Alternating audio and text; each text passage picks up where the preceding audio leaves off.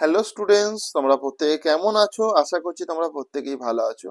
তো আজকে যেটা আমার আলোচনার বিষয় সেটি হলো তৃতীয় শ্রেণীর যে গণিত বিষয়টি রয়েছে, সেই তৃতীয় শ্রেণীর গণিত বিষয়ে তোমরা প্রত্যেকে তোমাদের বইয়ের 4 নাম্বার পেজটি দেখে নাও। সেই 4 নাম্বার পেজটি আমি অঙ্ক করাচ্ছি। তো দেখো সরাসরি তাহলে আমরা অঙ্কে ফিরে আসি। এখানে যেটা বলেছে দেখো, প্রজাপতিগুলো ফুলে বসার আগে কয়েক সেকেন্ড উড়েছে, ফুল থেকে উঠে আবার কয়েক সেকেন্ড উঠলো, মোট কত সেকেন্ড উড়লো? ডানায় 2 রকম লেখা আছে, যেটা ঠিক সেটা হালকা হলুদ রং দিই। ঠিক আছে, অলরেডি আমার করা আছে, তবু আমি একবার ব্যাপারটা বুঝিয়ে দিচ্ছি। দেখো এখানে দেখো 15 সেকেন্ড ফুলে বসার আগে উড়েছে, ফুলে বসেছে, উঠে আবার দেখো 13 সেকেন্ড উড়েছে। ঠিক আছে, তাহলে টোটাল দেখো 15 আর 13 আমাকে যোগ করে নিতে হবে। তাহলে 8 2, তাহলে 28 সেকেন্ড হবে। ঠিক আছে, সেই জন্য 28 সেকেন্ডে আমি দেখো হলুদ রংটা দিয়েছি। বুঝতে পেরেছো?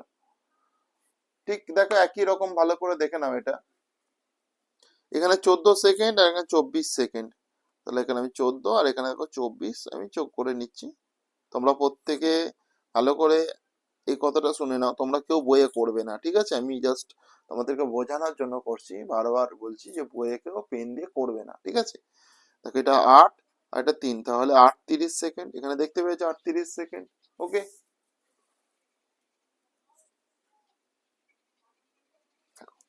এরপরে দেখো এখানে 4 সেকেন্ড, এখানে 32 সেকেন্ড, তাহলে 32, এখানে 4, আমি এটা যোগ করলে কত? এটা 6, এটা 3, তাহলে দেখো 36 সেকেন্ড।